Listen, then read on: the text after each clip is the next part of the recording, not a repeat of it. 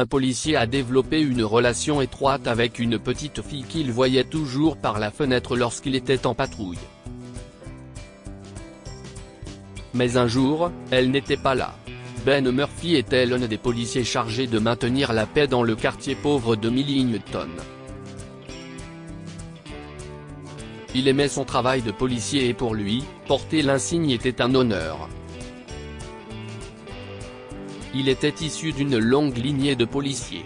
La carrière de son père avait été couronnée de succès, mais Ben n'était pas impressionné car il savait que son père avait gravi les échelons si rapidement parce qu'il était un flic ripou. Lorsque celui-ci est mort dans une attaque de vengeance planifiée, Ben n'avait pas versé de larmes. On lui avait donné raison, il était plus honorable de faire ce qui était juste. C'est ce qu'il avait pensé lorsque Rodney Jacobs, son partenaire de l'époque, l'avait approché pour lui proposer un marché sous la table.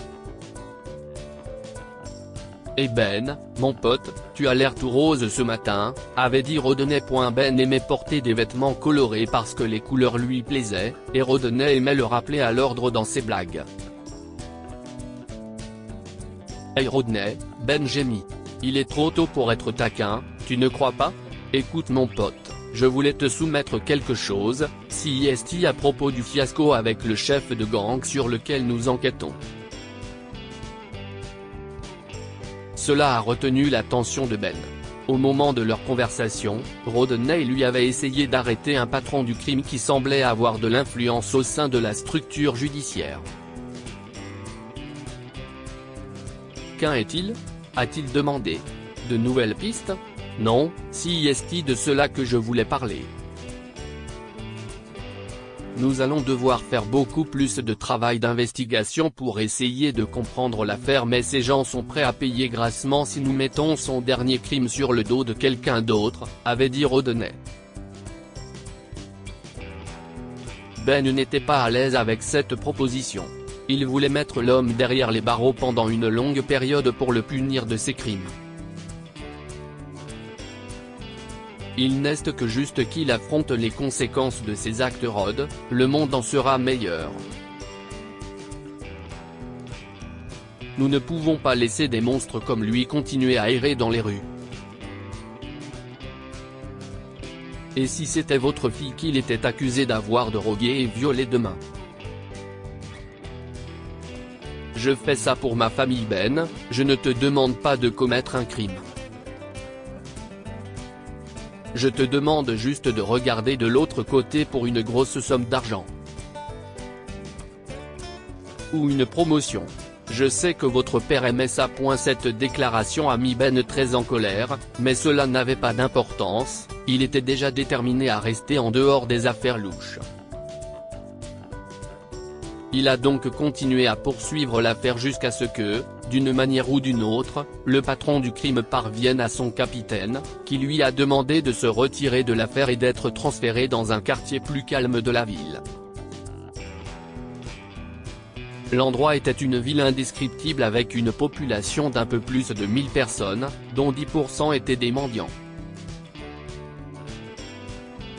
Les élites appelaient l'endroit l'étang parce que c'était la partie la plus pauvre de Millington. Rodney avait prévenu de jouer le jeu mais tu as refusé. Maintenant, les puissances supérieures veulent ta tête et je ne peux pas te protéger. Tout ce que je peux faire, c'est vous envoyer au loin pour quelque temps. Va te rafraîchir à l'étang, lui a dit le capitaine lorsqu'il a été convoqué un lundi matin. Ben a supposé que c'était une punition pour avoir donné un coup de pied dans le nid de frelons. Alors, pendant qu'il restait à l'étang, il vivait dans les quartiers des officiers du commissariat et patrouillait dans les rues. La vie y était différente, et les rues étaient souvent calmes. C'était un quartier pauvre de la ville, et il ne se passait presque rien. Personne n'avait rien à voler et tout le monde se connaissait. Le moment préféré de la patrouille de Ben était lorsqu'il rencontrait une jolie fille avec des taches de rousseur qui ressemblaient exactement à ce qu'il voudrait que sa fille soit s'il en avait une. La première fois qu'ils se sont rencontrés, elle était sur le point d'être jetée en prison pour avoir tenté de soulever des produits alimentaires. Sais-tu à quel point tu es dans le pétrin ? Lui avait demandé Ben pendant qu'il attendait sa mère. J'ai le sentiment que tu es sur le point de me le dire, avait dit la jeune fille de 13 ans avec des larmes dans les yeux. Non, parce que tu n'as pas encore 18 ans, je vais laisser ta mère le faire. Ce que je veux savoir, si est pourquoi tu l'as fait. La sincérité de la question lui fit desserrer les lèvres, et elle lui raconta que sa mère avait du mal à les élever, elle et ses frères, et que faire les courses était sa tentative d'aider. Elle voulait nourrir ses frères et sa mère n'était pas en mesure de l'aider. L'histoire a touché Ben, alors avant de quitter la jeune fille et sa mère, il les a emmenés dans une épicerie où il a payé leurs achats. Il les a également emmenés chez elle plus tard dans la journée, et il n'a jamais cessé d'y aller depuis. La jeune fille, qui s'appelait Penelope Sanders, lui était redevable et, avec le temps, elle a commencé à le considérer comme une figure paternelle dans sa vie. Elle était toujours près de sa fenêtre, regardant dehors, attendant qu'il passe pour pouvoir le saluer et lui faire un grand sourire. Si elle voulait parler, elle sortait pour le rencontrer, et il parlait, et elle se sentait mieux.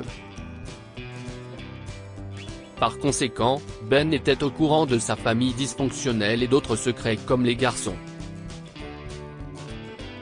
Un jour, Ben est passé devant la maison de Penelope et a remarqué que la jeune fille n'était pas à sa fenêtre. Il aurait pu continuer, mais son absence ne lui convenait pas. Alors, il est allé frapper à leur porte pour vérifier qu'elle allait bien. En s'approchant de la porte, il a entendu des pleurs et s'est immédiatement mis en alerte. On aurait dit les frères et sœurs de Penelope. Ben a essayé d'entrer, mais la porte était verrouillée. Lorsqu'il réussit à entrer, il trouve Penelope étendue sur le sol, sans réaction, entre ses deux frères qui pleurent. La jeune fille respire à peine, alors il l'a emmenée rapidement à l'hôpital. La fille que vous avez amenée était sévèrement mal nourrie, monsieur. Quel est votre lien de parenté avec elle ? A demandé le médecin. Je suis un ami de sa famille. Je l'ai trouvée évanouie. Elle a besoin de manger beaucoup de nourriture ainsi que de se reposer suffisamment, lui a dit le médecin. Après l'incident, Ben a commencé à apporter de la nourriture à la petite fille et à sa famille, donnant à Penelope de grosses pépites de conseils à suivre, notamment sur l'importance de ne pas abandonner et d'être fort. Mais au bout de 3 mois, Ben a retrouvé son poste de détective dans la ville, et la fillette et sa famille ont également déménagé dans une autre ville. Ben a essayé de les retrouver, mais cela s'est avéré difficile, surtout parce qu'il n'avait pas d'empreinte numérique, et il a fini par abandonner. Cependant, 20 ans plus tard, alors qu'il était à la retraite, il a reçu un appel du commissariat de police. Des policiers chevronnés se réunissaient pour accueillir du sang neuf dans leur rang. À la grande surprise de Ben, l'un des nouveaux agents était Penelope. Il a rapidement appris que lorsque la famille de Penelope avait déménagé dans une autre ville à l'époque, c'était parce que sa mère avait reçu un héritage. L'argent qu'elle a reçu était suffisamment important pour assainir leur vie et aider ses enfants à être admis dans de bonnes écoles et universités. En raison de l'influence de Ben sur elle, Penelope a également souhaité aider les gens de la même manière que Ben a aidé sa famille, elle s'est donc efforcée de devenir un agent de police comme lui. Je n'ai jamais eu l'occasion de te remercier, lui a-t-elle dit quand ils ont commencé à parler. Pourquoi ? Lui a-t-il demandé, encore sous le coup de l'émotion de la revoir en pleine forme et épanouie. Pour avoir été mon père quand la charge est devenue trop lourde pour ma mère et pour ses grands mots de conseil. Cela m'a donné envie d'une vie meilleure, et maintenant, en tant que policière, je peux aider les autres à avoir une chance de trouver une vie meilleure aussi. Ben n'aurait pas pu être plus fier si elle avait été son enfant. Il ne s'était jamais marié et n'avait eu d'enfant parce qu'il n'avait jamais pensé à autre chose qu'à son travail de policier. Mais grâce à Pénélope, il avait le sentiment d'avoir engendré un enfant qu'il avait bien élevé.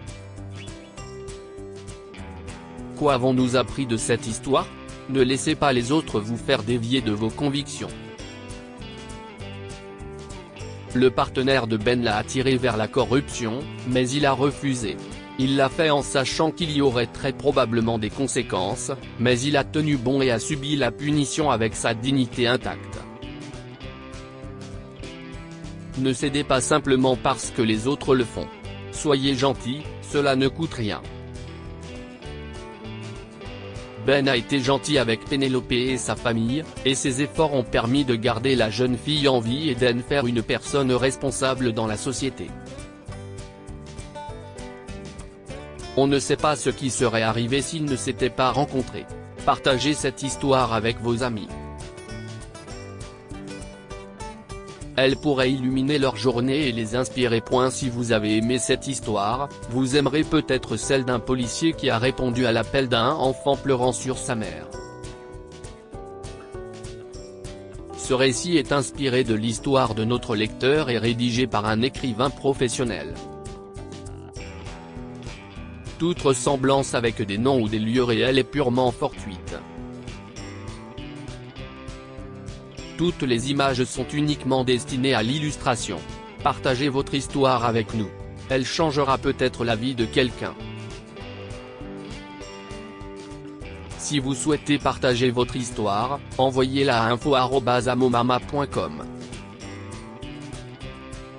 Abonnez-vous à Amomama sur Google News.